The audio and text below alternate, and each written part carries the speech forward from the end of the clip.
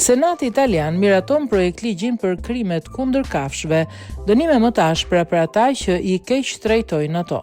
Senati italian ka miratuar përfundimisht një projekt ligj të përbërë nga 15 nëna që prezanton dënime më të ashpra për ata që kryejnë krime kundër kafshëve. Qëllimi është mbrojtja e mirëqenies së kafshëve duke njohur kafshët si kafshë që kanë një vlerë të caktuar ligjore duke i caktuar detyrimin e shtetit për t'i mbrojtur ato. Risit, ndalimi i mbajtjes së qenve dhe kafshëve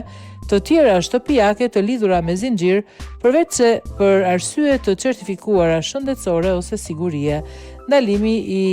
luftimeve klandestine me kafshë dhe garave të paligjshme me kuaj, ndalimi i shitjes së lëkurave dhe gëzofëve të maceve shtëpiake, rritja e dënimit për ata që vrasin ose keq trajtojnë kafshët me burgim deri 4 vjet për ata që shkaktojnë vdekjen e një kafshë përmes mizorisë. Sekuestrimi dhe konfiskimi i kafshëve të përfshira në krim me caktimin përfundimtar tek shoqatat e autorizuara, zgjerimi i përgjegjësive administrative për kompanitë e përfshira në krime kundër kafshëve me gjoba të majme dhe ndalime të aktiviteteve.